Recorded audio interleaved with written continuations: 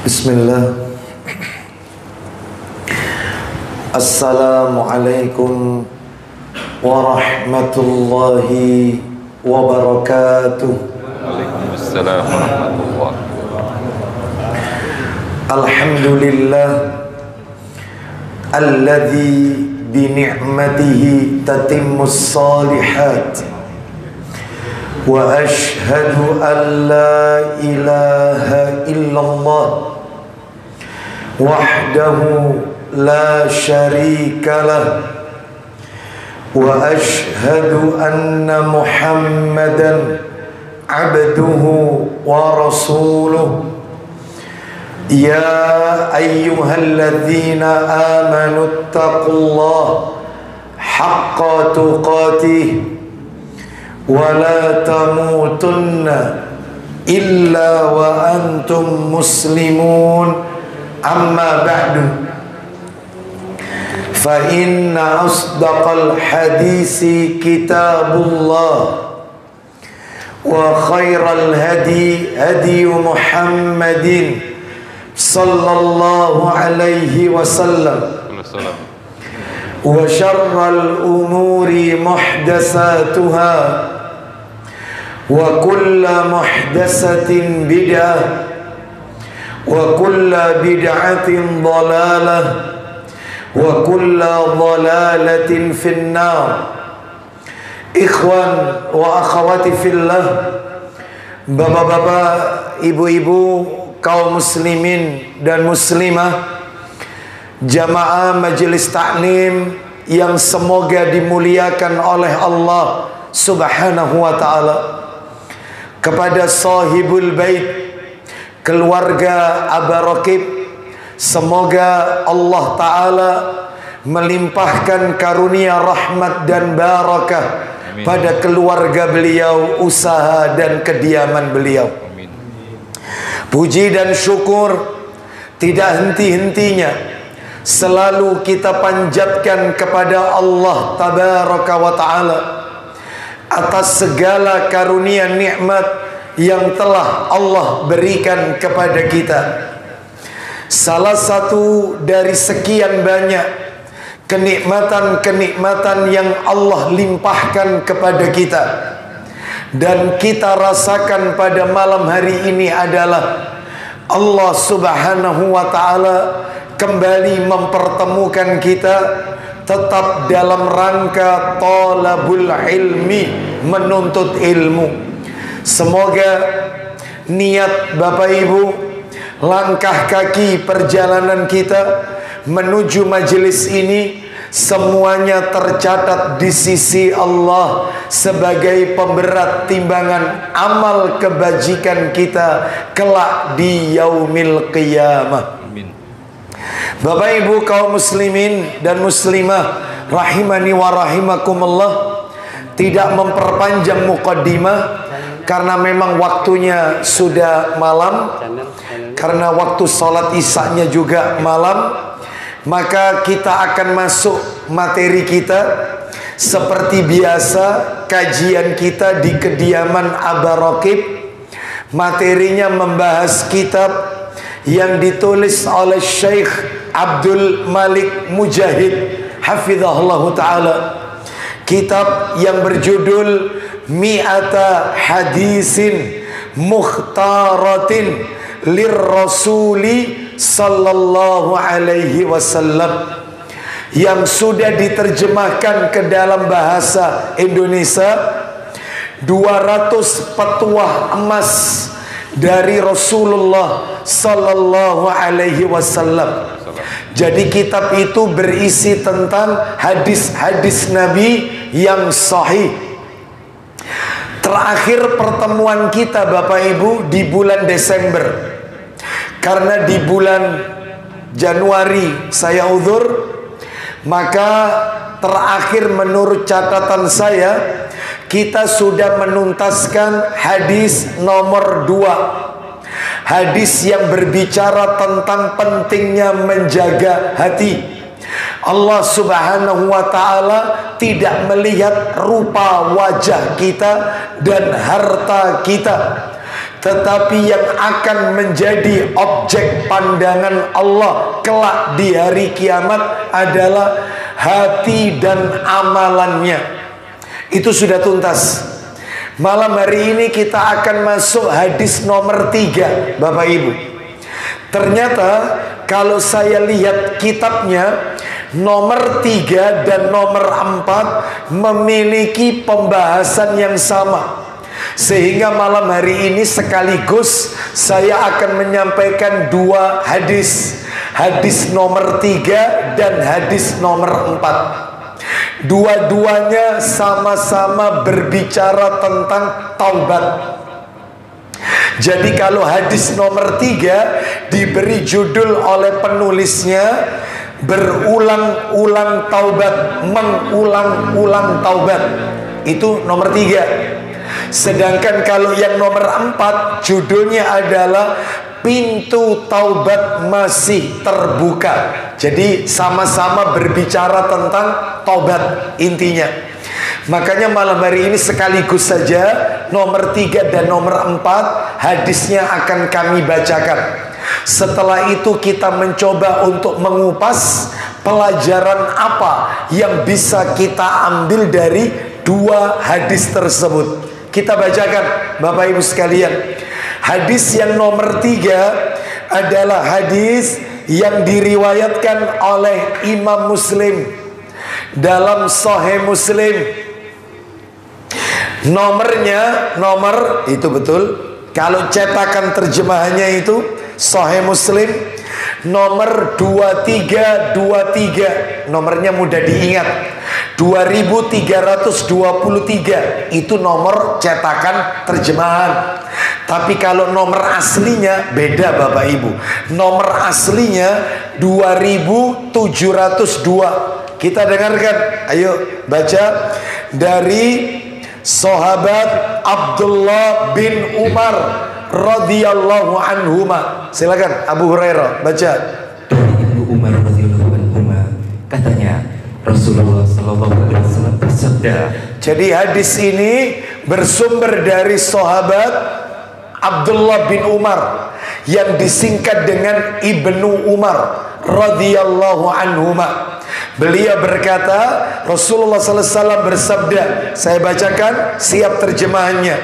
Ya ayyuhan nasu tubu ilallah. Silakan. Wahai manusia, tobatlah kamu semua kepada Allah. Wahai manusia, bertobatlah kalian semuanya kepada Allah. Berarti perintah ya. Ini perintah. Saya ulang. Wahai sekalian manusia, bertobatlah kalian kepada Allah. Kita lanjutkan, belum kelar hadisnya. Fa inni atubu fil yaumi ilaihi mi'ata marratin. Silakan. Sesungguhnya aku tobat kepadanya 100 kali setiap hari.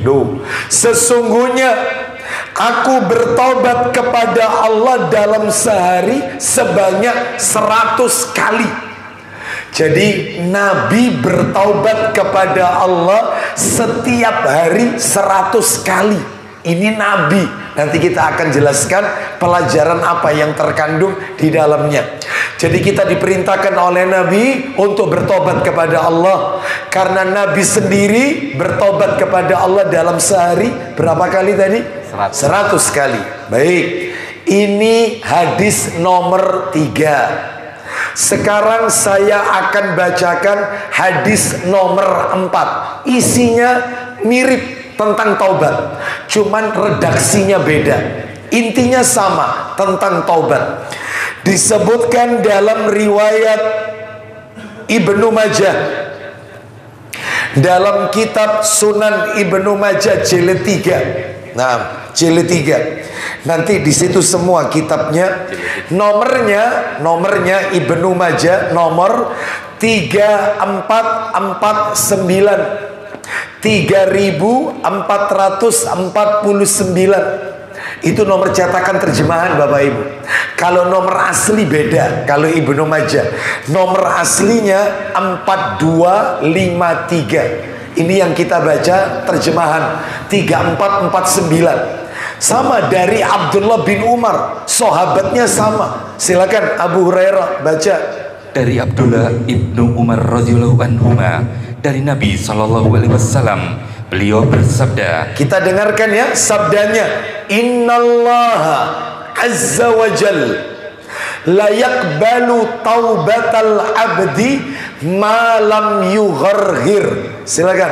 Sesungguhnya Allah subhanahu wa ta'ala pasti menerima taubat seseorang selama dia belum koma. Baik, sesungguhnya Allah azza wa jalla pasti menerima taubat seorang hamba selama nafasnya belum sampai di kerongkongan, selama dia belum sakaratul maut, selama dia belum koma.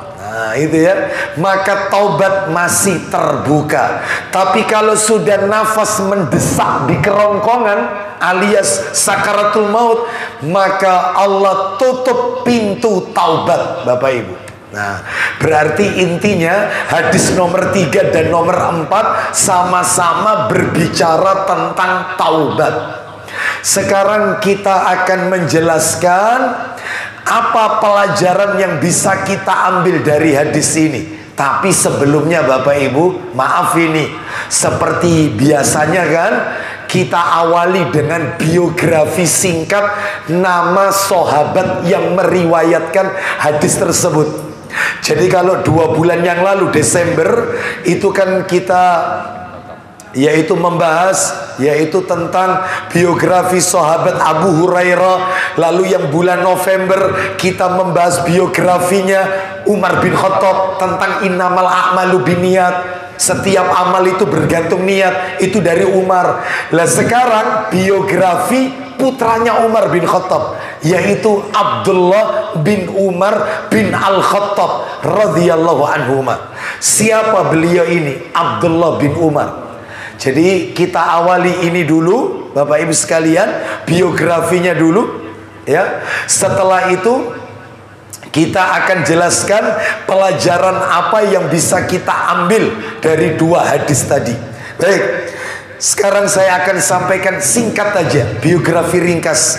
Kami nukil dari kitab Siyar A'lam An-Nubala. Bapak Ibu harus punya buku itu. Buku itu bagus. Kenapa? Karena berisi tentang biografi para sahabat, para tabi'in, para tabi'ut tabi'in, dan ulama-ulama Islam. Terbit 3 jilid Bapak Ibu, 3 jilid. Penulisnya yaitu adalah Al-Imam Ad-Dhahabi rahimahullah. Judulnya Siyar A'lam An-Nubala. Itu mana kitabnya, dan terjemahannya juga sama judulnya, Siyar A'lam An-Nubala. Bagaimana tentang Abdullah bin Umar radhiyallahu anhu ini Bapak Ibu sekalian? Beliau ini termasuk putranya Umar bin Khattab radhiyallahu anhu, saudara kandungnya istri Nabi yang bernama Hafsah. Jadi Umar bin Khattab radhiyallahu anhu memiliki putri yang dinikahi oleh Nabi bernama Hafsah binti Umar bin Al-Khattab radhiyallahu anhu. Jadi Hafsah ini saudara kandung Abdullah bin Umar. Dan Bapak Ibu harus tahu, Abdullah bin Umar radhiyallahu anhu ini sahabat Nabi. Ketika perang Badar dan perang Uhud beliau tidak ikut karena belum balik. Ketika usianya 15 tahun, maka beliau meminta kepada Nabi untuk diizinkan masuk dalam kancah peperangan. Dan Nabi izinkan. Perang apa itu Ustaz? Perang yang diikuti pertama oleh Abdullah bin Umar saat usianya 15 tahun adalah yaitu perang Khandaq. Mohon maaf, perangnya perang Khandaq, betul, perang Khandaq. Maka Abdullah bin Umar saat itu usia 15 tahun ya. Jadi ketika perang Badar nggak ikut, perang Uhud nggak ikut karena belum balik. Setahun berikutnya setelah Uhud perang Khandaq, maka Nabi izinkan ikut. Usianya muda, ikut jihad Bapak Ibu sekalian. Nah, Dan Bapak Ibu harus tahu, Abdullah bin Umar radhiyallahu anhuma ini dikatakan oleh Nabi, Masya Allah, dipuji oleh Nabi. Apa kata Nabi? Ni'mar rajulu Abdullahi law kana yusalli minal lail. Sebaik-baik orang itu adalah Abdullah bin Umar, andai kata dia sholat tahajud, sholat malam. Semenjak Nabi mengatakan demikian, maka Abdullah bin Umar radhiyallahu anhu tidak pernah menghabiskan waktu malamnya dengan memperbanyak tidur. Justru dihabiskan waktu malamnya untuk sholat tahajud dan berzikir kepada Allah. Sampai-sampai akhirnya ini Rasul bersabda, apa kata Nabi? Inna Abdullahi rajulun salih. Sesungguhnya Abdullah bin Umar radhiyallahu anhu itu orang soleh, kata Nabi. Jadi waktu malamnya itu dihabiskan sedikit tidurnya, sedikit habis untuk sholat malam. Semenjak Nabi mengatakan sesungguhnya Abdullah itu adalah orang yang baik kalau dia mau sholat malam, sejak itu beliau tidak meninggalkan tahajud. Bapak Ibu rahimani wa rahimakumullah, singkat cerita saja, Abdullah bin Umar radhiyallahu anhu ini adalah termasuk sosok sahabat Nabi yang paling banyak meriwayatkan hadis Nabi. Ranking kedua setelah Abu Hurairah radhiyallahu anhu. Jadi kalau Abu Hurairah itu 5.400 hadis diriwayatkan oleh Abu Hurairah, paling banyak ini Abu Hurairah. Sedangkan kalau Abdullah bin Umar itu 2.630 hadis. Makanya nggak usah kaget ketika panjenengan membuka kitab-kitab hadis Bukhari, Muslim, Abu Dawud, Tirmidzi, Ibnu Majah, begitu buka nama beliau suka menghias dalam hadis-hadis dari Abdullah bin Umar. Dari selain Abu Hurairah ya, ini ranking teratas ini. Iya. Itu Abdullah bin Umar separuhnya Abu Hurairah radhiyallahu an. Ranking ketiga istri Nabi Ummul Mukminin Aisyah radhiyallahu anha meriwayatkan 2.200-an hadis. Itu Aisyah. Kalau Abdullah bin Umar berapa tadi? 2.600-an, 2630 hadis. Singkat cerita penutup yang perlu panjenengan ketahui. Jadi kalau Bapak Ibu mendengar nama beliau disebut, paling tidak itu sudah dibatin, terniang-niang. Oh, beliau itu begini, putranya Umar bin Khattab. Beliau orang yang paling banyak meriwayatkan hadis Nabi. Ya, orang kedua setelah Abu Hurairah. Beliau ini adalah saudara kandungnya Hafsah. Paling tidak ingatlah, beliau ini Bapak Ibu sekalian wafat di kota Mekah. Wafatnya di kota Mekah, tahun wafatnya 73 Hijriah. Usia ketika wafat umurnya agak tua, 83 tahun. Umur 83. Kalau Ummu Salamah radhiyallahu anha, istri Nabi, 90 tahun wafatnya. Ummu Salamah. Kalau Abdullah bin Umar radhiyallahu anhu 83 tahun. Nah, dan beliau dimakamkan di kota Makkah, Bapak Ibu. Baik, semoga Allah melapangkan jannahnya untuk beliau radhiyallahu an, dan semoga kita semua mampu mengikuti jejak suri tauladan sahabat Abdullah bin Umar radhiyallahu anhu. Apa Ustaz yang kita ikuti dari jejak beliau? Mengisi sisa malam kita dengan beribadah kepada Allah, rajin tahajud. Nah, itu ya. Baik. Sekarang Bapak Ibu, kita akan masuk materi inti kita, pelajaran dari dua hadis yang kami sampaikan tadi. Ya. Baik, Bapak Ibu sekalian. Jadi hadis nomor 3 dan hadis nomor 4 dari kitab, sayang kitabnya nggak saya bawa. Ya. Nah, saya bawa. Ada, bawa sini kitabnya. Ada bukunya. Buku yang pada waktu itu saya belum memberikan ke Abah Rokim, belum ya? Oh, tayyib. Nanti Anda bawakan, ya. Khusus untuk Abah Rokim. Jadi nanti yang lain bisa mengcopy. Ya. Judulnya, karena kalau kita cari di toko buku, nggak ada buku itu. Nggak ada. Anda Bapak Ibu mau cari di toko buku manapun nggak ada. Karena saya belinya pada waktu itu di Madinah, Bapak Ibu sekalian. Iya, itu dicari di sini nggak ada. Saya sudah keliling cari. Iya, bahkan di pusat toko buku Arab juga nggak ada. Gitu ya. Bahkan di toko buku terjemahan kitab Arab juga nggak ada. Gitu ya.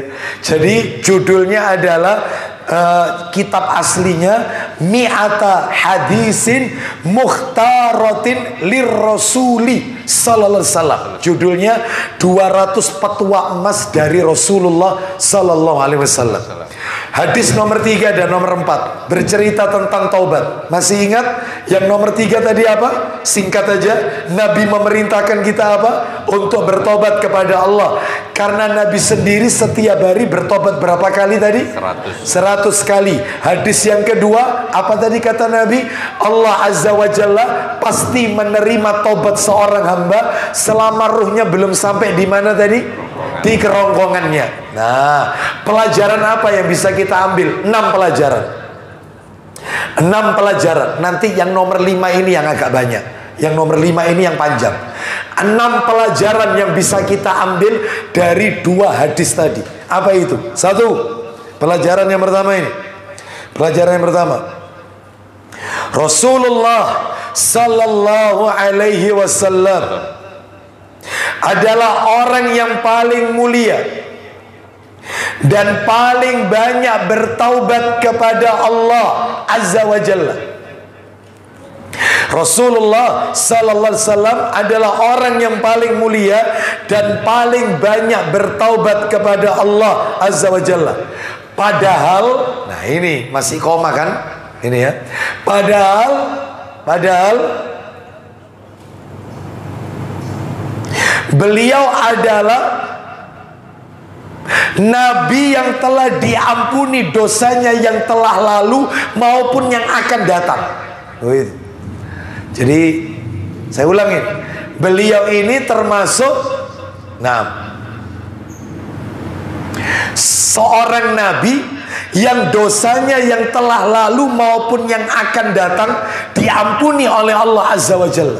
Diampuni oleh Allah Azza wa Jalla. Oh itu Bapak Ibu sekalian, mana dalilnya Ustaz? Mana dalil yang menunjukkan Nabi Sallallahu Alaihi Wasallam sudah mendapat jaminan ampunan oleh Allah, dosanya yang telah lalu maupun yang akan datang belum dilakukan itu sudah diampuni oleh Allah. Itu kalau Nabi punya dosa. Padahal Nabi nggak mungkin punya dosa. Nabi ini kan maksum, terhindar dari dosa dan maksiat. Beda dengan kita Bapak Ibu. Kalau kita ini adalah makhluk pendosa, kita ini. Iya. Sedangkan Nabi dan Rasul itu maksum. Mereka terhindar dari dosa dan maksiat. Saya tunjukkan dalil. Bukti bahwasanya Nabi itu dosanya sudah diampuni oleh Allah yang lalu maupun yang akan datang. Ayo dibuka Al-Quran. Suratnya nomor 48 Al-Quran. Surat nomor 48 Al-Quran. Ayatnya surat 48 ayat 1 dan ayat 2. Surat 48 ayatnya ayat 1 dan ayat 2. Allah Ta'ala berfirman, Bismillahirrahmanirrahim. Inna fatahna laka fathan mubina liyaghfira laka Allahu ma taqaddama min dhanbika wa ma ta'akhkhara wa yutimma ni'matahu 'alayka wa yahdiyaka siratan mustaqima. Silakan.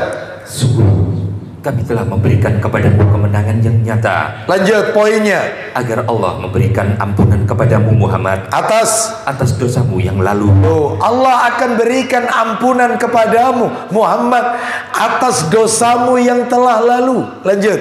Dan yang akan datang. Dan yang akan datang. Jelas sekali kan? Lanjut, teruskan. Serta menyempurnakan nikmatnya atasmu dan menunjukimu ke jalan yang lurus. Bapak Ibu sekalian, rahimani wa rahimakumullah. Ini menunjukkan kepada kita bahwasannya Rasulullah SAW yang sudah jelas mendapatkan ampunan dari Allah dari dosa yang lalu, kalau ada loh ini, kalau ada, maupun yang akan datang.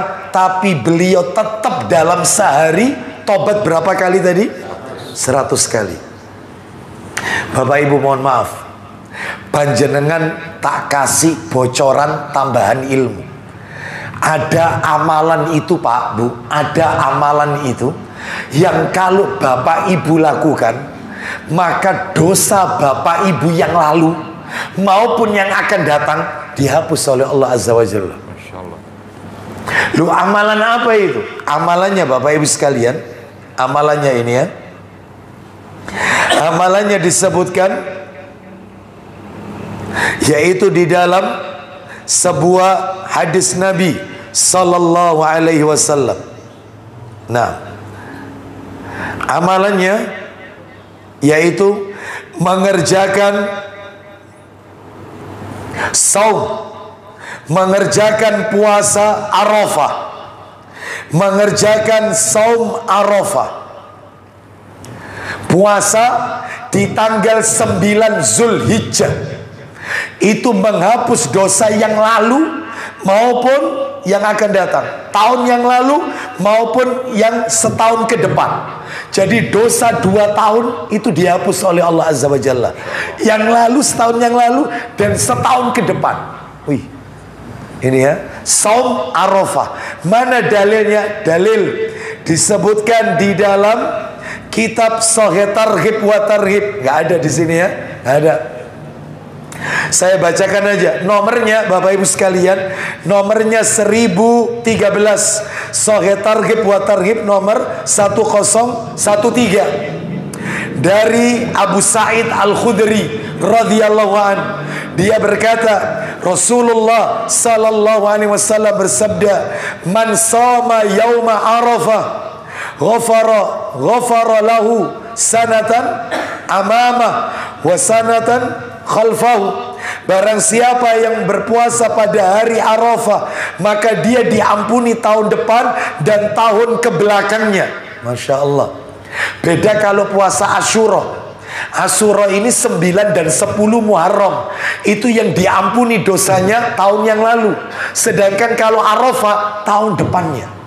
Masya Allah. Ya ini toh Ustaz. Iya, hanya ini amalannya. Amalan menghapus dosa yang lalu maupun yang akan datang. Kita kembali ke materi kita. Itu tadi pelajaran pertama. Jadi Rasulullah SAW adalah Nabi yang mulia, yang beliau orang yang paling banyak bertaubat kepada Allah, ya. Bahkan dijamin oleh Allah dosanya yang lalu maupun yang akan datang dihapus oleh Allah. Tetapi tobatnya dalam sehari 100 kali. Lalu bagaimana dengan kita yang bukan Nabi, bukan Rasul?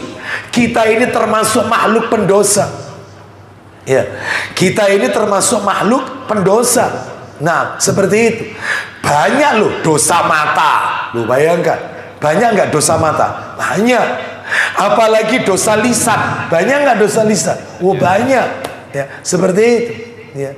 Baik itu laki-laki maupun wanita. Banyak. Karena kita ini kata Nabi, kullu bani Adam khata'un. Setiap anak Adam pasti melakukan dosa. Ya. Apalagi wanita, mohon maaf, ya, terkadang tanpa dia sadari dia yaitu memperlihatkan auratnya. Ya. Banyak wanita yang yaitu terkena dosa dalam dosa dalam hal tabarruj. Tabarruj. Apa itu tabarruj? Yaitu menampakkan perhiasan kepada laki-laki yang bukan mahram. Perhiasan. Wanita pakai cincin, ya. Lalu kemudian pakai gelang, dilihat oleh laki-laki yang bukan mahram. Itu tabarruj. Ya. Dan Bapak Ibu sekalian, wanita yang suka memamerkan perhiasannya, maka kata Nabi, itulah wanita munafiqat. Wanita munafik, tabarruj. Ya. Apalagi bukan perhiasan, sebagian anggota tubuhnya yang termasuk aurat diperlihatkan oleh laki-laki yang bukan mahram. Itu dosa. Tangannya, punggung tangannya, ya, terus kemudian kakinya, maka sadar tidak sadar banyak wanita yang melakukan seperti itu dosa. Maka segera minta ampun kepada Allah Azza wa Jalla. Karena kita bukan nabi, bukan rasul, kita tidak memiliki yang namanya al-isma, kemaksuman. Kita nggak maksum. Sekarang yang nomor 2, pelajaran yang kedua. Yang kedua, tidak ada perbedaan pendapat di kalangan para ulama tentang wajibnya taubat. Jadi taubat ini wajib, Bapak Ibu. Hukumnya fardu ain. Fardu ain. Harus dilakukan setiap muslim dan muslimah. Wajib. Mana dalilnya? Dalil Allah berfirman, suratnya surat At-Tahrim. Kita dengarkan surat nomor 66. Ayo dibantu. Surat nomor 66 itu At-Tahrim. Betul ya? At-Tahrim ya. Ayatnya ayat 8 Bapak Ibu. Ayat 8. Kita dengarkan, apa betul taubat itu adalah wajib? Kita dengarkan. Allah Ta'ala berfirman, Ya ayyuhalladzina amanu tubu ilallahi taubatan nasuhan asa rabbukum an yukaffira ankum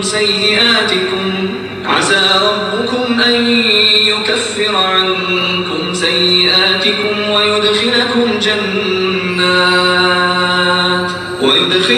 jannatin tajri min tahtiha al-anharu yawma la yukhzi Allahu an-nabiyya walladhina amanu ma'ahu nuruhum yas'a bayna aydihim wa bi aymanihim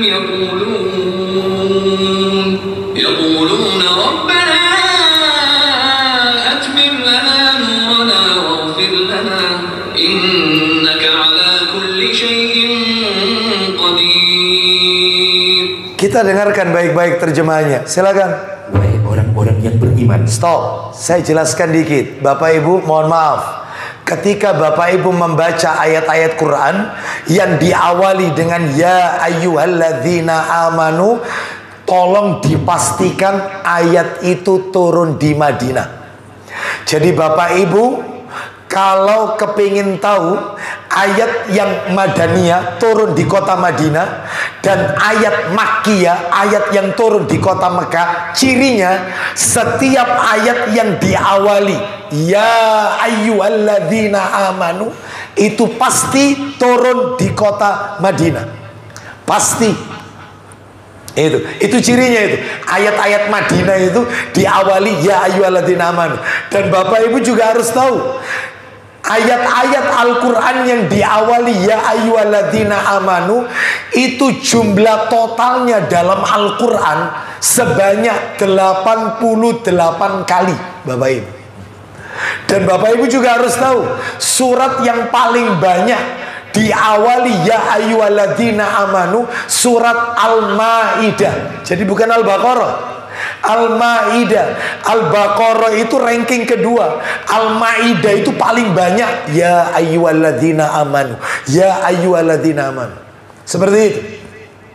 Terakhir ya, saya nyampaikan materi ini ada kajian khusus, saya sampaikan di Prapen ya, merutin itu ya, yaitu tentang tafsir ayat-ayat ya ayyuhalladzina amanu.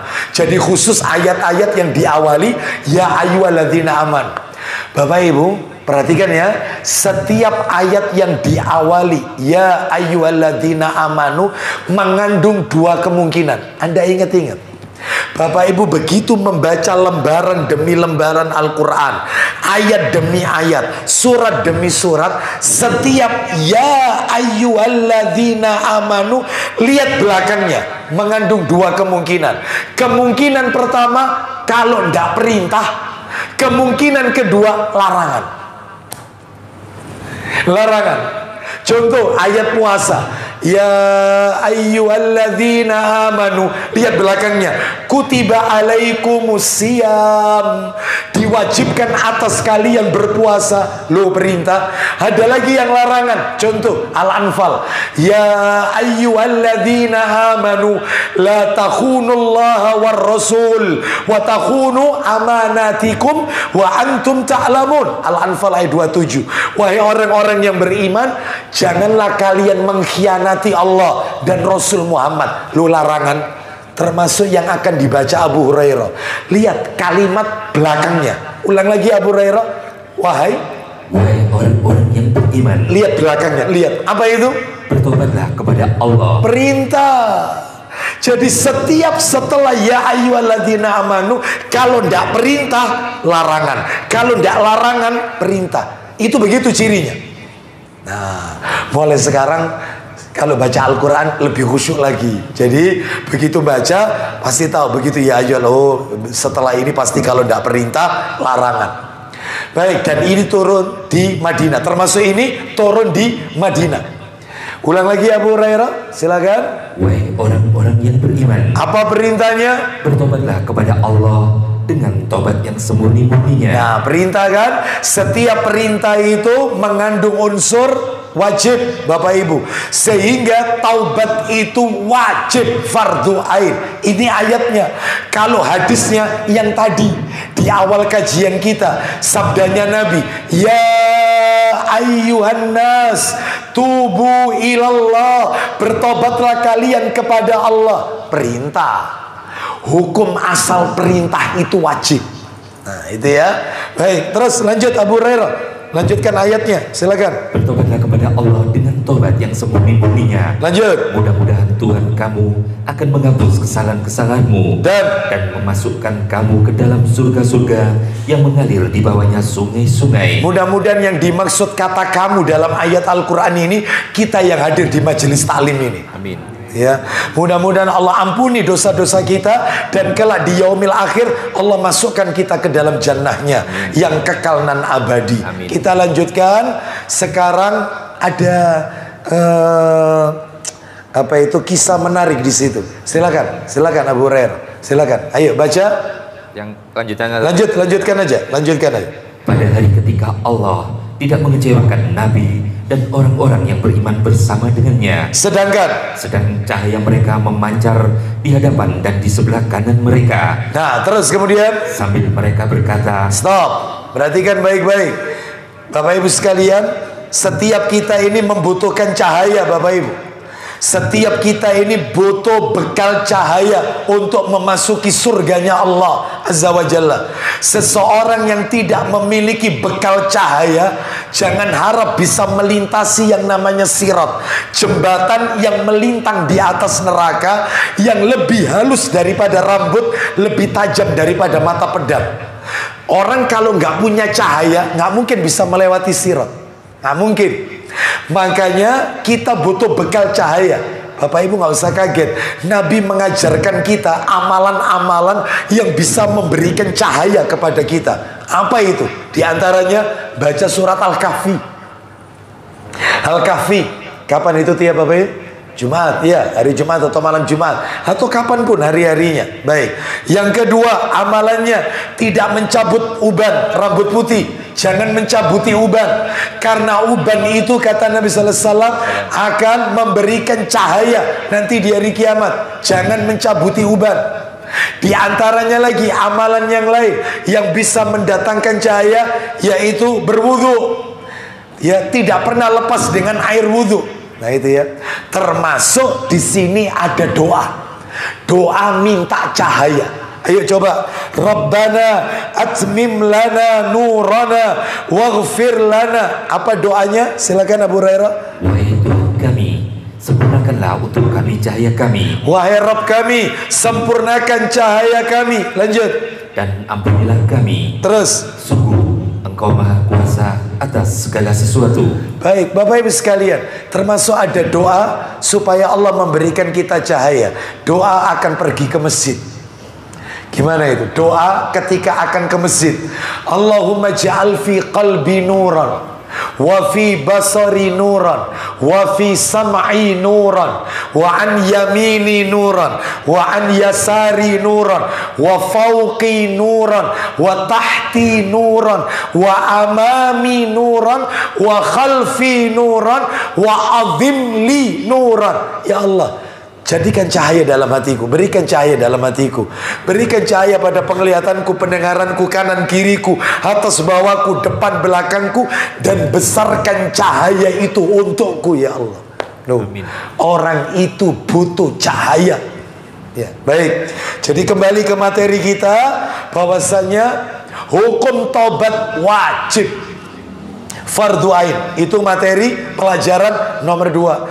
Sekarang pelajaran nomor 3. Tidak boleh menunda-nunda taubat. Nggak boleh. Tidak boleh menunda-nunda taubat. Nggak boleh. Mana dalilnya? Dalilnya Bapak Ibu sekalian,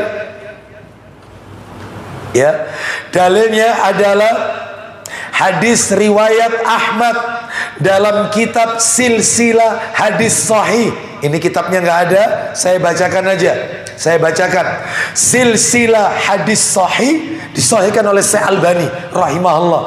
Nomor hadisnya Bapak Ibu 1794. Silsilah hadis sahih nomor 1794, jilid 1 itu. Saya bacakan Bapak Ibu sekalian. Mati ini. Baterainya mungkin. Enggak. Oh. Ocas. Pakai ini aja sebentar. Enggak apa-apa. Ini aja enggak apa-apa, Bro. Iya. Nomornya 1794. Saya bacakan. Bersumber dari sahabat Al-A'mashi radhiyallahu an, dia berkata, Nabi sallallahu alaihi wasallam bersabda, at-tu'adatu fi kulli syai'in illa fi amalil akhirah. Artinya, bersikap tenang dalam segala hal, bersikap tenanglah dalam segala hal, kecuali ketika beramal untuk akhirat. Jadi Bapak Ibu, Nabi mengatakan bersikap tenanglah, slow, gak usah kesusu dalam segala hal, dalam segala hal, kecuali perkara-perkara akhirat. Gak boleh ditunda-tunda. Gak boleh ditunda-tunda. Urusan akhirat tidak boleh ditunda-tunda. Ya. Makanya Bapak Ibu, maaf ini perlu saya sampaikan, ada 7 amalan di dalam Islam ini yang dikerjakannya harus cepat-cepat. Gak boleh ditunda-tunda. Sekarang. Gak boleh besok, nanti saja. Gak boleh menunda-nunda. 7 amalan. Apa itu? Yang pertama adalah menyegerakan sedekah. Sedekah Bapak Ibu disegerakan, jangan ditunda-tunda. Sekarang. Sebab ada kemarin yang bertanya, Ustadz, ini kan masuk bulan Rajab Ustadz ya? Iya, ini bulan Rajab. Sebentar lagi kan Sa'ban. Iya, Sa'ban, betul. Zakat saya itu Ustadz 1 tahunnya, haulnya itu jatuhnya ya Rajab ini Ustadz, Rajab. Kira-kira Ustadz, lah sebentar lagi kan Ramadan Ustadz, Maret itu. Saya tunda Ustadz, tak bayarkan nanti Ramadan. Saya pengen dapat pahala berkali-kali lipat. Boleh enggak? Ya nggak boleh lah. Karena sudah haul, ada hanya orang yang Anda tunda. Nanti perkara Ramadan Anda ingin sedekah, silakan. Sebab ada orang itu nunda-nunda sedekah menunggu momen yang tepat. Jangan sekarang kita nggak tahu umur kita. Jangan sampai kita seperti yang Allah kabarkan dalam Al-Quran. Ayo, surat nomor 63 kita dengarkan. Surat 63 itu surat apa? Al-Munafikun. Ayatnya ayat 10. Surat 63 Al-Munafikun, ayatnya ayat 10. Allah Ta'ala berfirman, ngeri ini di sini ya. Allah Ta'ala berfirman, Al-Munafikun ayat 10. Wa anfiqu mimma razaqnakum min qabli an ya'tiya ahadakumul maut fayaqul. Nah ini. فيقول رب لولا أخرتني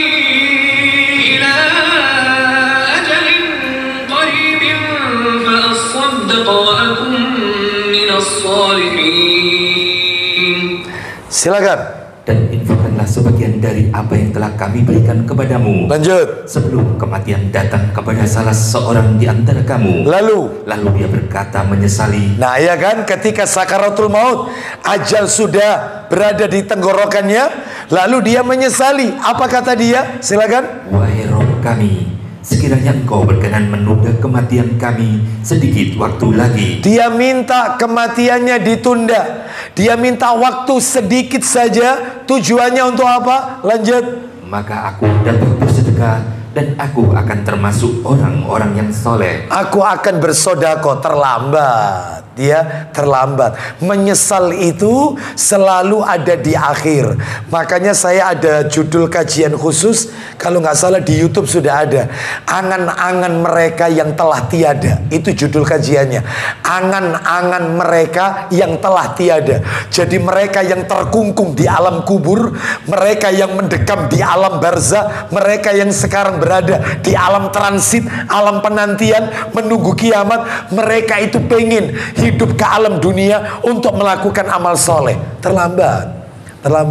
Makanya mumpung kita dikasih rizki, mumpung kita dikasih kekayaan harta, mumpung kita dikasih hidup, makanya katanya Nabi, igtanim khamsan qabla khamsin. Jagalah 5 perkara sebelum ketemu 5 perkara. Sehatmu sebelum sakitmu, kayamu sebelum miskinmu, lapangmu sebelum sempitmu, terus apalagi, mudamu sebelum tuamu, hidupmu sebelum matimu. Jangan nunda-nunda. Sekarang. Mumpung ingat masa muda dulu kita penuh kelap. Masa muda kita dulu kelap. Ya, kita pasti punya masa lalu, Bapak Ibu sekalian. Maka taubat kepada Allah segera. Jangan nunggu besok saja, nanti aja awal bulan, nanti saja nanti masuk Sa'ban, nanti aja ketemu Ramadan, nanti saja kalau pulang dari umroh, nanti saja kalau mau haji, nanti saja kalau sudah tua, nanti saja kalau sudah pensiun. Telat. Ya, karena yang tahu umur hanya Allah Azza wa Jalla. Ya. Baik, kita lanjutkan. Sekarang yang nomor berapa? 4. 7 amalan yang tidak boleh ditunda. 7 amalan yang tidak boleh ditunda. Oh iya, tadi belum ya? Iya, tak kasih bocoran tadi ya. 7 amalan yang tidak boleh ditunda, harus dilakukan cepat-cepat. Nomor 1 bersodako. Yang nomor 2 Bapak Ibu sekalian adalah menyegerakan sholat. Jangan ditunda-tunda. Terutama maaf ini, ibu-ibu wanita. Iya, ibu-ibu wanita. Iya. Beberapa waktu yang lalu saya sudah pernah menyampaikan, saya punya materi judulnya bayar utang dalam masalah ibadah. Bayar utang dalam masalah ibadah. Contohnya saya sebutkan tadi ibu-ibu. Misalnya nih, ini sekarang tanggal 2 Februari. Seorang wanita sudah tahu ini tanggal di mana saya haid, tapi hari ini saya belum haid. Baik, ternyata mestinya sudah haid. Itu ya, kan banyak wanita itu yang maju, kadang tanggalnya mundur, beda-beda tiap kondisi wanita. Ternyata besok adzan subuh, ternyata dia tidak segera langsung sholat subuh, nggak segera. Jadi ketika adzan subuh 4 pukul lebih dikit, 4:08 kalau nggak salah ya, subuh ya. Dia sholatnya itu nanti 4:30 atau 4:30 lebih. Jadi tidak langsung sholat, tidak langsung ambil air wudhu, ditunda-tunda. Kira-kira 4:30 atau 4:30 lebih dikit, dia ke kamar mandi, ternyata maaf flek. Berarti haid. Memang tanggalnya tanggal haid. Baik, maka saat itu dia utang sholat subuh, utang. Nanti kalau dia sucinya sepekan kemudian, sucinya 7 hari berikutnya, sucinya di waktu Isya misalnya, maka dia harus mengqadha salat subuh di waktu Isya itu, harus dibayar itu. Sebab kata Nabi, apabila dia melakukan 1 rakaat itu, 1 rakaat, ternyata dia keluar flek, misalnya dia merasa ya ada sesuatu yang keluar, maka dia itu ndak utang. Karena 1 rakaat berarti dia sudah mendapatkan sholat. Banyak wanita kayak gini, waktunya zuhur tidak langsung segera, ditunda-tunda. Engkau se jam 1 baru sholat, ternyata flek yaitu haid, utang sholat zuhur. Lu asarnya utang? Enggak, karena asar dia sudah keluar darah. Zuhurnya itu yang utang. Lah subuhnya enggak, lawang dia sudah sholat subuh. Ya zuhurnya itu toh. Bisa difahami Bapak Ibu ya. Jadi ini menunjukkan hati-hati. Sholat jangan ditunda-tunda. Segerakan sekarang. Itu nomor 2. Nomor 3, mempercepat langkah saat membawa jenazah. Jadi jangan ditunda-tunda. Mempercepat langkah saat membawa jenazah. Cepat. Ya dipercepat. Jangan proses merawat jenazah, jangan diperlambat. Nunggu keluarga yang dari luar kota, yang keluarga dari luar pulau, dan seterusnya. Wah ini kasihan jenazahnya. Apalagi kalau jenazahnya orang soleh, dia pengen cepat-cepat mendapatkan nikmat kubur, pengen disegerakan. Ya, kita lanjutkan. Terus yang nomor 4, amalan yang harus disegerakan, menutup hutang.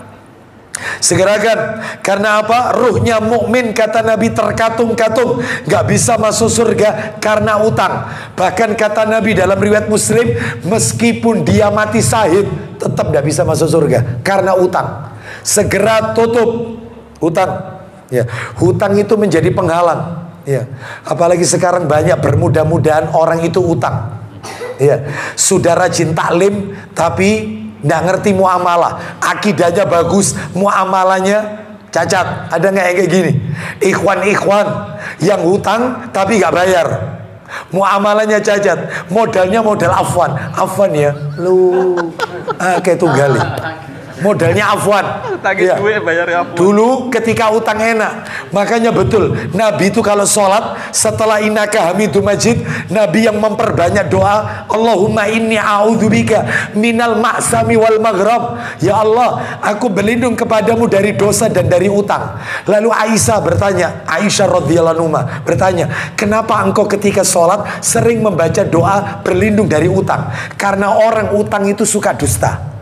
Enak, orang utang itu enak. Yang utangi tidak pakai rewel. Ketika dia dipinjemi, Pak saya butuh ini, kamu butuh berapa? Sekian juta. Thayyib, anak transfer ya sekarang ya. Enak, nggak rewel. Tapi kenapa begitu ditagih rewel? Terus mesti modalnya afwan. Loh, gini, belajar tauhid, muamalahnya cacat. Ya iki. Iya. Seperti ini, nggak punya adab, nggak punya akhlak, nggak boleh. Kalau sudah belajar akidah, belajar tauhid, terapkan itu. Iya, tepat janji, harus bayar. Seperti itu. Ujung-ujungnya apa?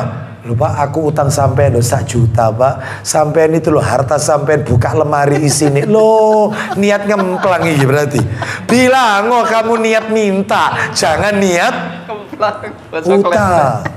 Ini bahasa sudah punah ini, ngemplang ini ya. Ini bahasa sudah punah, bahasa kletek, Bapak Ibu. Jadi nyegerakan untuk hutang itu. Terus yang nomor 5, menyegerakan untuk menikah jika sudah memiliki kemampuan. Jangan ditunda-tunda nikah ini, jangan.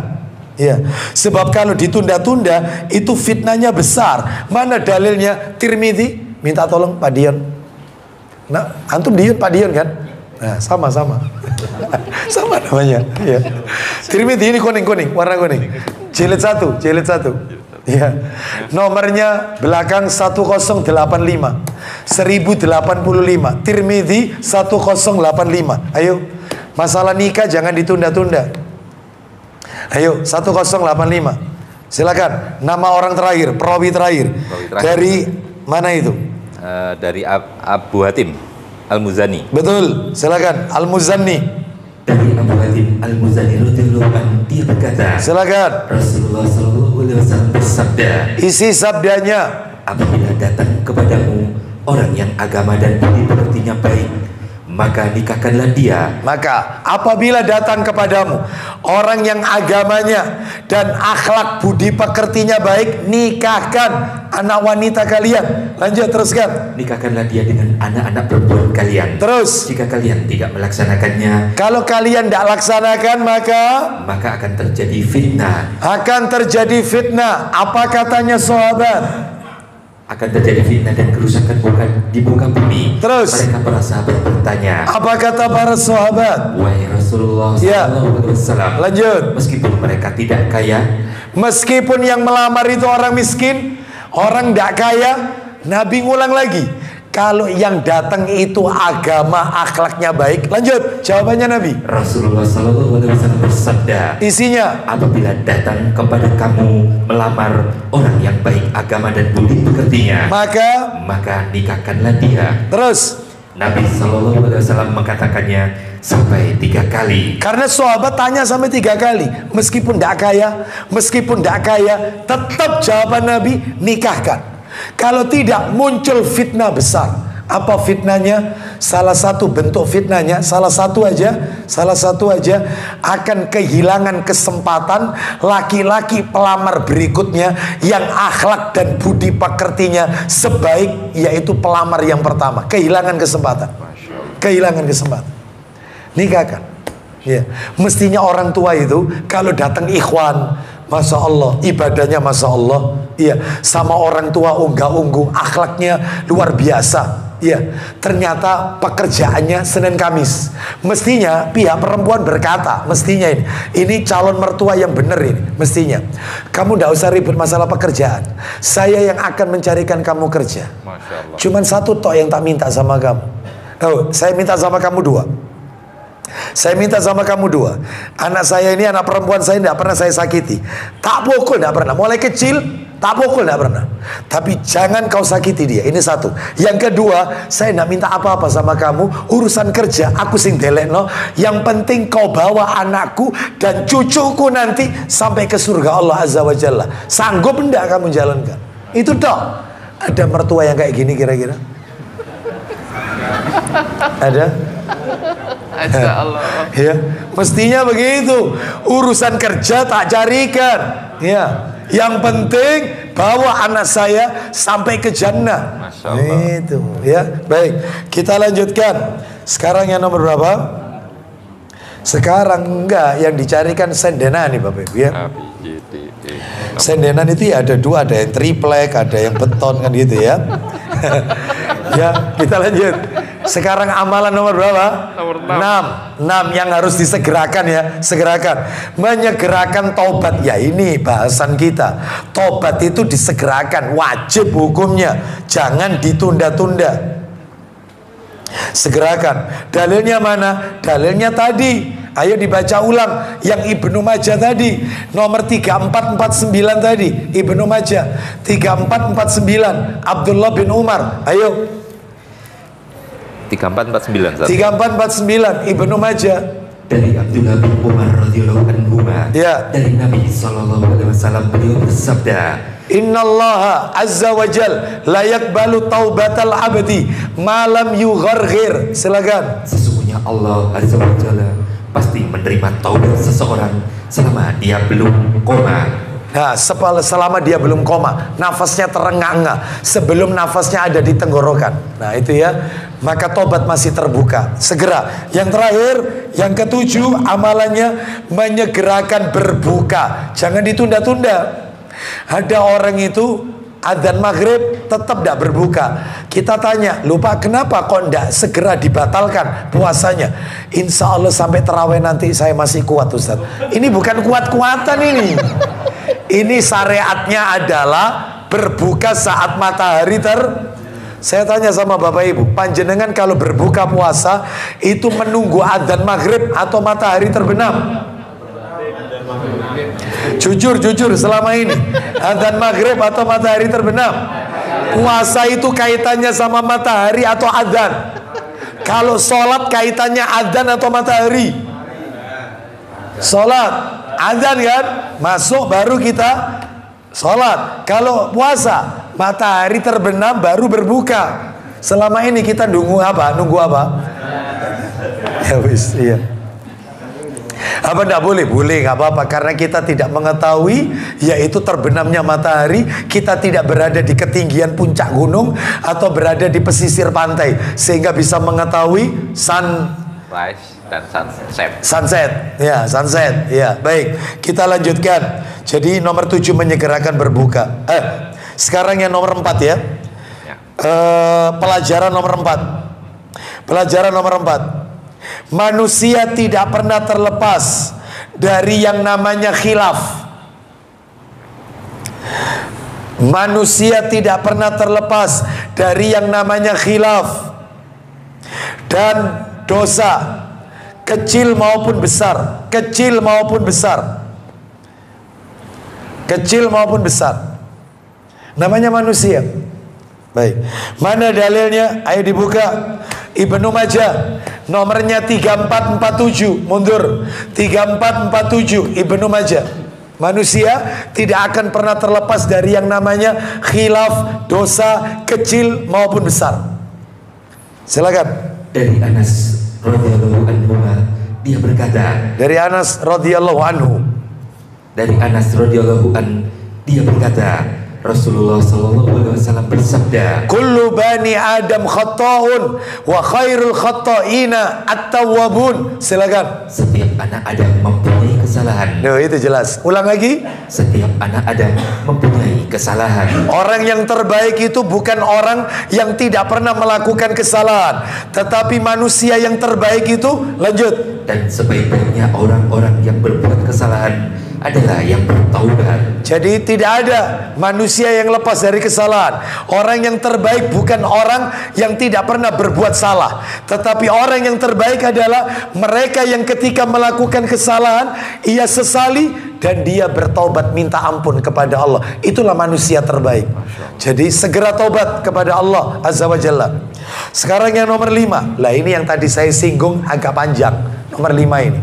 Yang nomor 5, syarat-syarat taubat agar diterima oleh Allah. Syaratnya taubat agar diterima oleh Allah.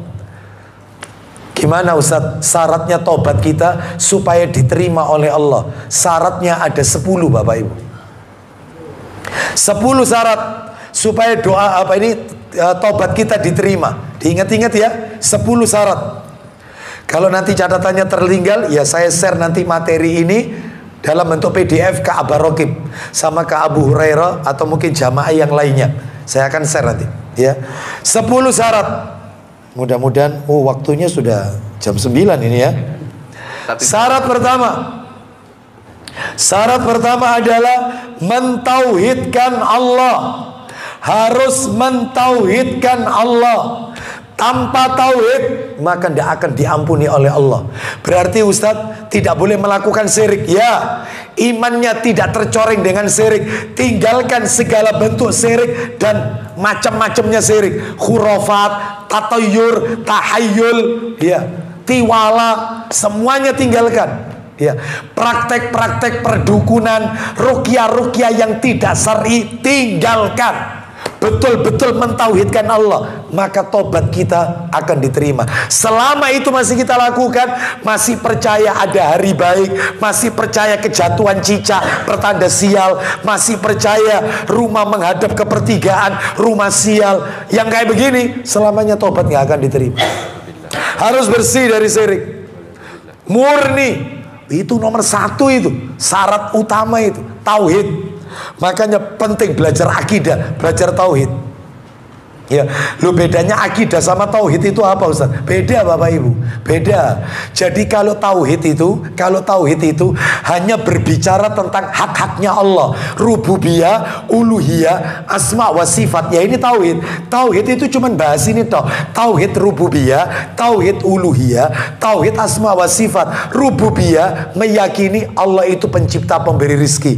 Uluhiyah meyakini yang berhak disembah satu-satunya adalah Allah. Tauhid ibadah itu. Yang ketiga, nama-nama Allah, asma wa sifat. Lah kalau akidah, akidah lebih luas Bapak Ibu.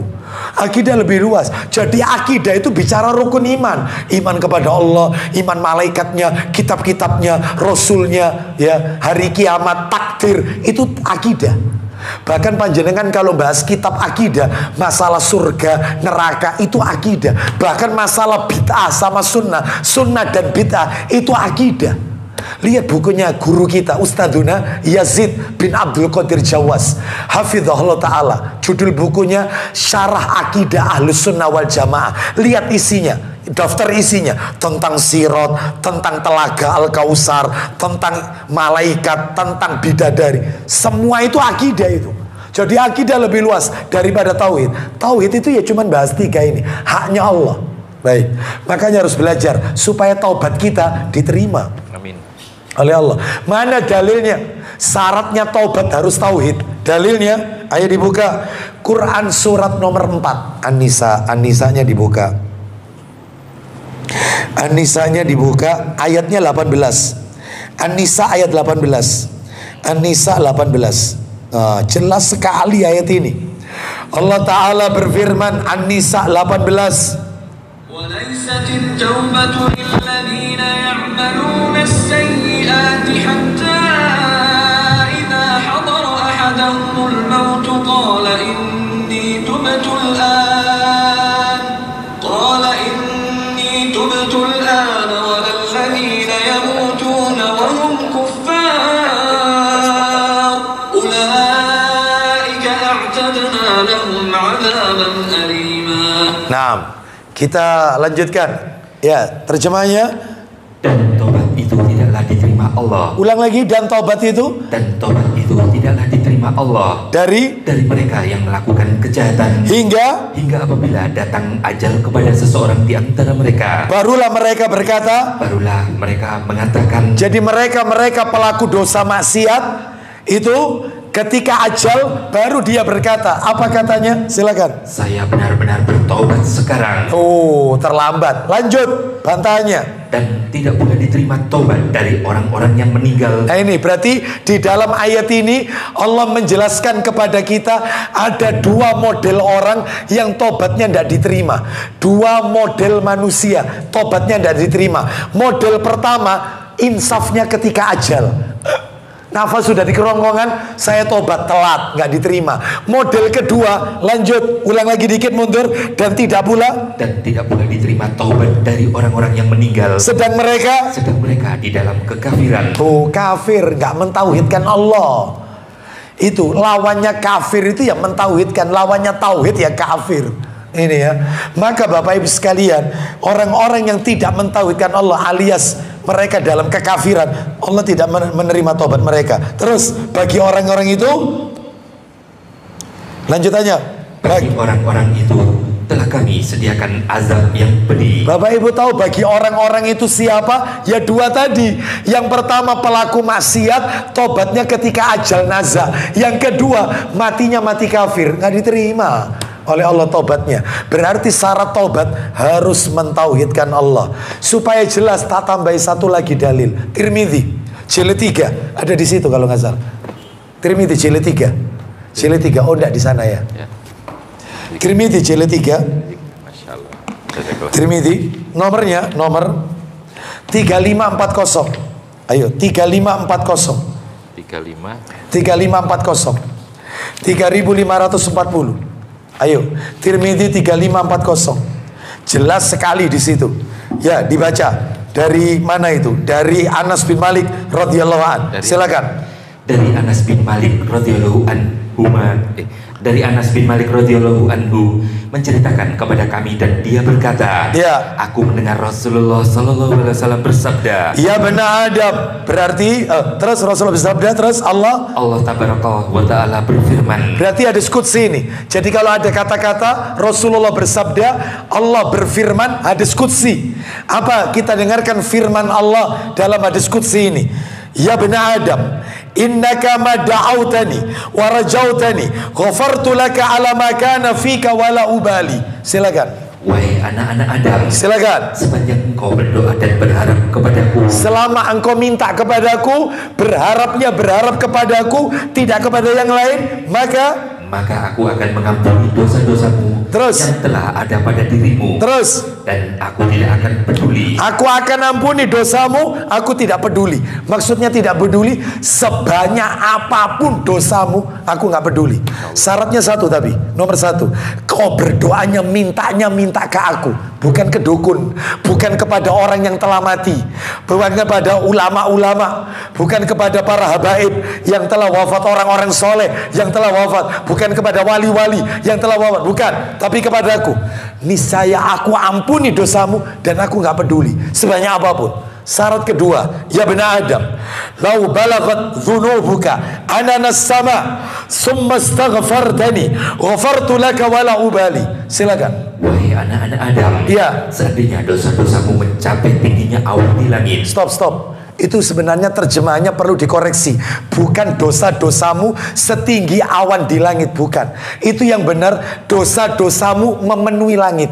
Jadi langit ini full sama dosamu, full sama dosamu. Lanjut. Wahai anak-anak Adam, seandainya dosa-dosamu memenuhi langit, ya, kemudian kau memohon ampunan kepadaku, niscaya maka aku akan mengampunimu. Terus, dan aku tidak akan peduli. Aku tidak peduli lebih banyak daripada langit lagi. Selama kau minta ampunnya kepadaku, berdoamu kepadaku, minta ampunmu kepadaku.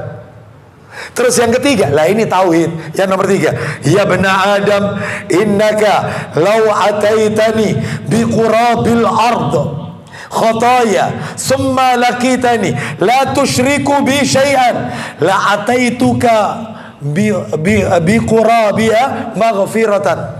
Silakan. Wahai anak-anak Adam, seandainya engkau datang kepadaku dengan membawa dosa-dosa sepenuh bumi, andai kata kau nanti di hari kiamat datang menemuiku sedangkan dosamu memenuhi bumi, tadi kan memenuhi langit, sekarang bumi full sama dosanya. Lanjut. Kemudian engkau menemuiku tanpa menyebutkan aku dengan sesuatu, dan ketika engkau menemuiku nanti di hari kiamat tanpa melakukan syirik, tidak menyekutukanku, niscaya aku akan mendatangimu dengan membawa ampunan sepenuh bumi. Niscaya aku akan mendatangimu dengan membawa ampunan sepenuh bumi. Tak ampuni. Syaratnya satu, tapi tauhid. Baru taubatnya diterima, dosa diampuni. Selama masih bergelimang syirik, masih percaya mata cedutan katanya dirasani orang, tangan kiri gatelen katanya dapat rezeki, pakai baju kebalik katanya nanti begini. Wah, nggak bisa. Iya, nabrak kucing katanya pertanda musibah. Gak bisa yang kayak gini. Ini ngotori tauhid yang kayak gini ini. Tawakal kepada Allah. Iya, mau buka toko nyirami air sisa cucian beras, air leri, supaya tokonya rame. Pembeli pertama uangnya dikeplek-keplek ke tokonya. Laris. Gak bisa. Harus tauhid. Tinggalkan yang kayak gini. Ini khurafat ya. Itu bisa kira. Syirik itu di sekitar kita loh, Bapak Ibu sekalian, ya, hati-hati. Kita lanjutkan. Iya, kita lanjutkan. Nah, nomor berikutnya sampai 4. Saya tutup sampai 4 karena ini jadi satu ini. Nomor 2, syarat taubat diterima. Nomor 2, mengadakan perbaikan. Oh, jelas. Setelah tobat, ya jangan tobatnya tobat tomat, tobat tapi kumat. Ya, kan ada orang itu haji tomat. Apa itu? Ketika haji tanah haram tobat, pulang dari haji kumat. Ya. Banyak wanita-wanita itu. Ya mohon maaf ya, saya kalau lihat itu ketika umroh haji, saya kalau bawa jamaah itu, ya Allah, padahal di Indonesia gak cadaran, ternyata di sana umroh cadaran. Saya pun dipanggil, Ustadz. Oh iya, Assalamualaikum, waalaikumsalam. Afwan, anti siapa ya? Afwan. Loh saya ini muridnya Ustadz. Loh siapa? Padahal setahu saya gak cadaran nih. Iya. Loh kok Ustadz kok tahu? Ya lewat kelewatan soalnya. Gak cadar. Di sana cadaran, kaos tanganan. Waduh, begitu di Indonesia ucul-uculan. Ya apa ucul-uculan? Bahasa kletek. Hah? Bahasa kletek ini. Iya. Ini namanya umroh tomat, ya, itu ya. Yang serius, perbaikan, ya, semakin lebih baik, mestinya begitu. Sama suami, lisannya dijaga, gitu ya. Jangan suka membentak, gitu ya. Suami juga begitu, semakin baik dengan istrinya. Setelah bertobat, perbaikan, lebih baik lagi. Terus, ya apa ini? Yang ketiga, sebelum yang ketiga ini, makanya Bapak Ibu, Katanya para alim ulama, ketika mengomentari tentang siapa yang layak orang itu beridul fitri. Hakikat idul fitri itu apa? Apakah yang bajunya baru? Bukan. Katanya ulama, laisal aidu liman labisal jadid, innamal aidu liman ta'atuhu tazid. Idul fitri itu bukan miliknya orang yang bajunya baru. Idul fitri itu yang layak beridul fitri mereka yang setelah Ramadan, setelah idul fitri, ketaatannya semakin bertambah, sholatnya, ibadahnya tambah meningkat, yaitu orang yang berlayak beridul fitri. Sebab ada orang itu ibadah musiman, idul fitri, Ramadan tobat, ya, tiap malam terawih, ya. Begitu Ramadan kelar, selesai masjid, ya. Oleh karena itu nggak boleh wong ibadah kok musiman. Ibadah itu tidak mengenal waktu-waktu tertentu. Allah Subhanahu wa taala berfirman, fa idza faraghta fansab wa ila rabbika farghab. Apabila kalian telah menyelesaikan satu ibadah, maka kerjakan ibadah berikutnya.